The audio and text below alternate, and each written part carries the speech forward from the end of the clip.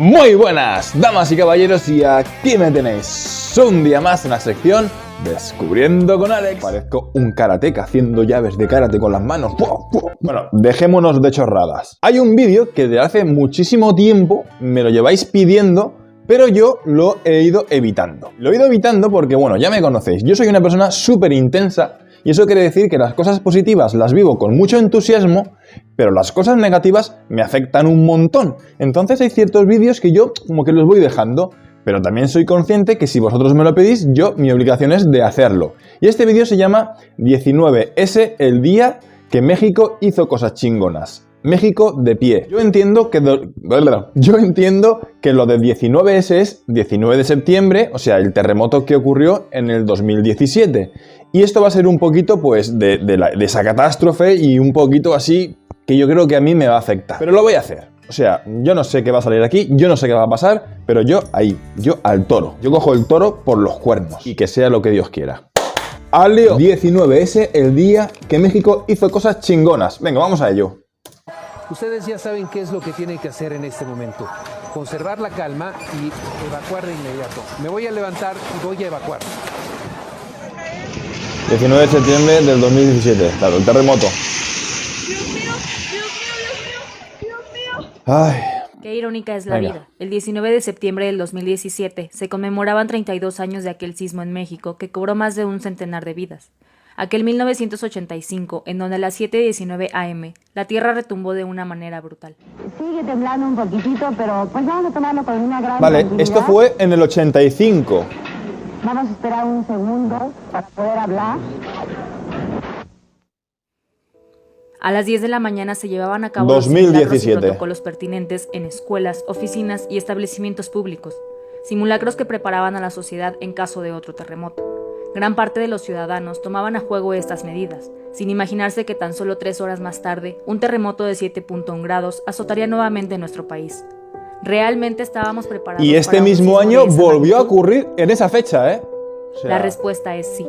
El caos y el miedo se podían percibir en las calles, sucesos que jamás imaginamos presenciar, imágenes desgarradoras que las generaciones jóvenes quizá creían que solo verían en televisión, se hicieron presentes.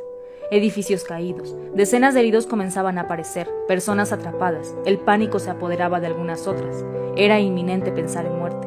Pero aún contra todo esto, la sociedad dejó ver esa gran solidaridad que caracteriza al verdadero mexicano. No fue necesario que los medios de comunicación nos dieran indicaciones, no fue necesario esperar para saber en qué podíamos colaborar. Todos teníamos una sola cosa en mente: ayudar. En ese momento desaparecieron las clases sociales. No importó si eras famoso o si tenías pocos recursos. Tampoco importó el clima ni las distancias que se tenían que recorrer para aportar tu granito de arena. En aquel momento desaparecieron las diferencias políticas, económicas o de religión. Justo en ese momento fuimos testigos de una unión que quizá, y siendo pesimistas, jamás imaginamos ver. La fuerza de los jóvenes y la experiencia de los de mayor edad fue una fusión increíble.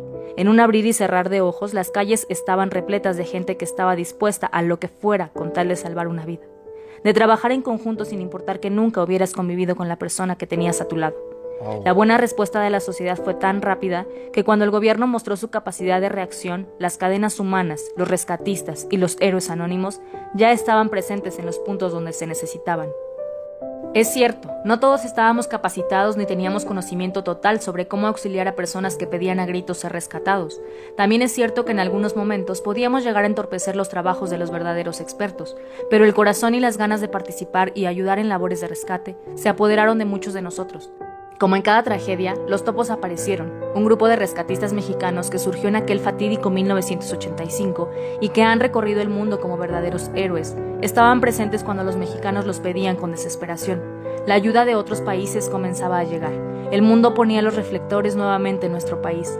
Esta vez las fronteras desaparecían. Llegaron esos rescatistas coreanos que desde el primer momento demostraron de qué estaban hechos, y apuesto a que difícilmente podremos olvidarlos.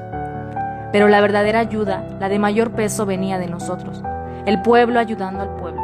Agua embotellada, comida enlatada, medicinas, material quirúrgico, herramientas, Esto material de construcción. Admirable. La mayoría de los centros de acopio se encontraban en su máxima capacidad. Manos, esas había de sobra. Los más fuertes cargaban picos, palas, martillos, cubetas. Cualquier tipo de herramienta que sirviera para remover escombros era válido. Las amas de casa no dudaron en salir a las calles para ofrecer un pedazo de pan, un vaso de café, un pequeño bocado para recobrar fuerzas y que nuestros héroes no se rindieran. ¿Alguna vez han visto el Ángel de la Independencia repleto de personas festejando un triunfo de nuestra selección? Justo esa era la sensación que se podía percibir en las calles de la devastación. A pesar del escenario en el que nos encontrábamos, era inevitable no contagiarte de emoción, y no por el gusto y el dolor de los demás, sino porque eras testigo de una sociedad unida, una sociedad que jamás necesitó de las autoridades para tenderle la mano a los necesitados. Los uniformados hacían su trabajo, o trataban de hacerlo. Nunca podremos borrar de nuestra memoria a aquel soldado que rompió en llanto al extraer de los escombros el cuerpo de un pequeño, un alma joven que no pudo vivir lo suficiente. El tráfico colapsó la ciudad. Esto alentaba el proceso de llegada a muchos puntos en donde se solicitaba ayuda, pero era realmente increíble ver que absolutamente todos los autos iban repletos de personas dispuestas a partirse la madre por los que por cualquier circunstancia del destino estaban atrapados. Aquella tarde, las nuevas generaciones levantaron la mano, esas generaciones tan desorientadas que calificábamos como desperdiciadas por sus intereses tan banales, medidos en la fiesta y los estereotipos, nos callaron la boca a muchos de nosotros. Grupos de adolescentes comenzaban a hacer ruido. Los estudiantes de medicina salieron a las calles para auxiliar a los heridos. Los de arquitectura armaban brigadas para inspeccionar zonas en riesgo. Es increíble. Los ingenieros también se percataban del soporte de las viviendas.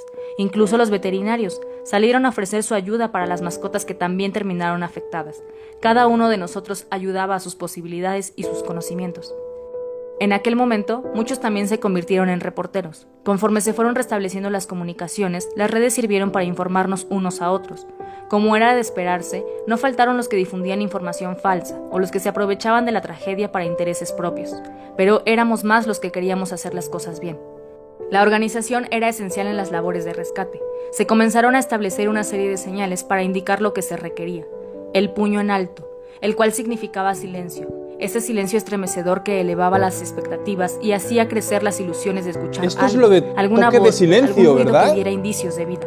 Los que fuimos testigos de un rescate, Esto es lo de pudimos toque de vivir un silencio. sentimiento inexplicable, una inmensa emoción que te llenaba de satisfacción.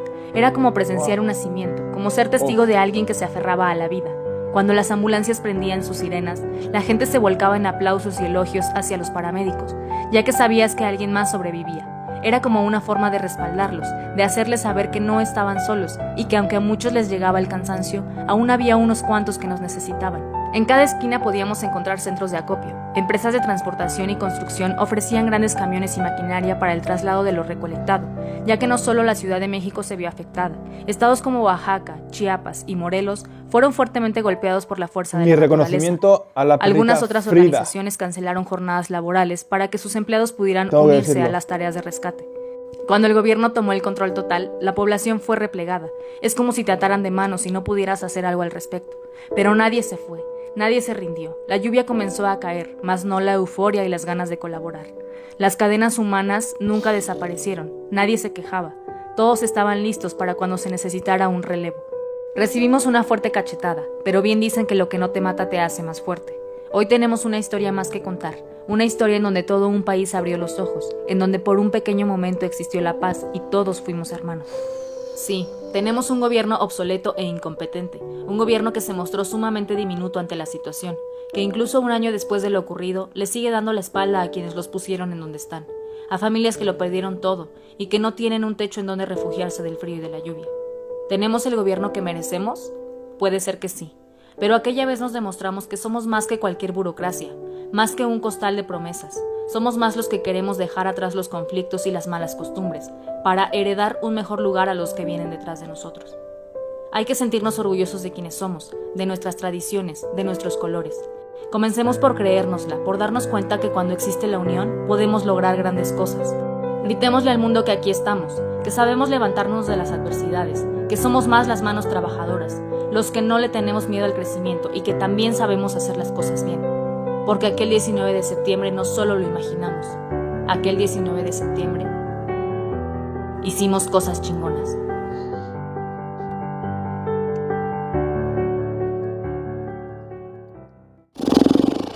Que es que me deja un sabor muy agridulce, ¿no? Agrio por todo lo que vivieron y lo que acabo de ver, y dulce por ver esa unidad que yo jamás lo he visto. O sea, yo nunca lo he visto, ni nunca lo he conocido. Y y hacer esa fusión.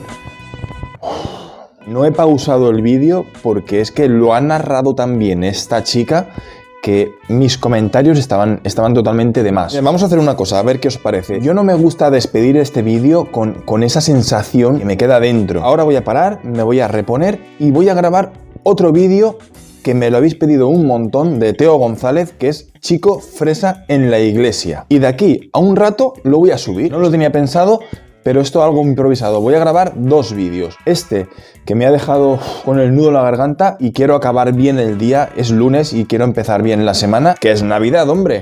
Os quiero. Chao.